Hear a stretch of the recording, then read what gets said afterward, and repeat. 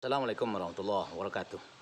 Rekan sahabat dimanapun Anda berada, kita bersyukur pada Allah Subhanahu Wa Taala. Allah Subhanahu Wa Taala masih memberi kita umur yang panjang, masih memberi kita nikmat hidup, memberi kita nikmat kesehatan. Ada beberapa isu yang luar biasa hari ini. Ketika ada seorang tokoh, seorang buya, seorang yang hari ini viral di tengah-tengah masyarakat kita. Ketika dia bercerita tentang khilafah, dia mengatakan kepada kita, ada sebuah kelompok hari ini yang dia jualan khilafah, yang tapi historis. Tiba-tiba sekarang teman kita jualan khilafah tapi historis, gak jelas dasar sejarahnya. Ya. Kita tak tahu yang dimaksud siapa, kita tak tahu yang dituduh siapa. Jadi pernyataan seorang buya, pernyataan seorang tokoh, pernyataan seorang ustadz, pernyataan seorang ulama di tengah-tengah umat yang mengatakan ada sebuah kelompok yang memperjuangkan khilafah tapi ahistoris, itu bisa menimbulkan perpecahan di tengah-tengah umat. Siapa yang dia maksud harus jelas, ya. Jangan saling tuduh, jangan saling sikut.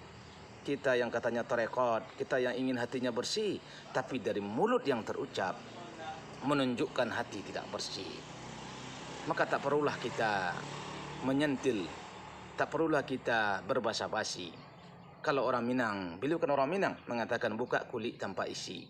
Jelaskanlah sejelas-jelasnya siapa yang dia maksud. Yang memperjuangkan khilafah siapa yang dia maksud.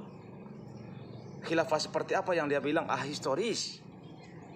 Memang kita memahami beliau ahli hadis, tapi ahli hadis bukanlah ahli tata negara, bukanlah ahli politik.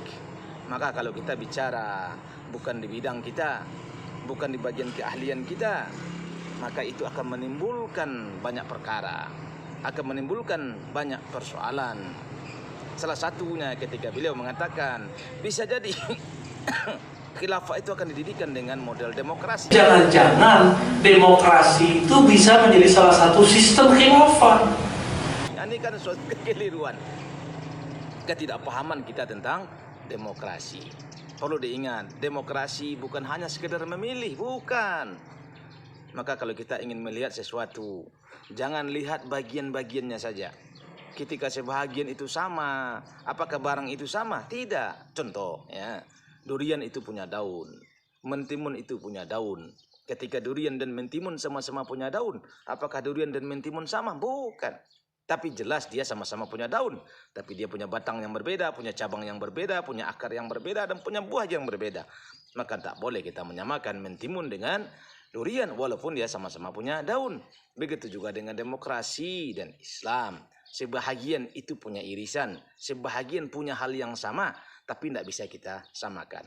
Maka nasihat saya, mungkin sebagai orang yang lebih tua, janganlah kita melontarkan pernyataan yang menimbulkan persangkaan, yang menimbulkan perselisihan, yang menimbulkan persengketaan di tengah-tengah umat. Apalagi kita adalah seorang tokoh umat.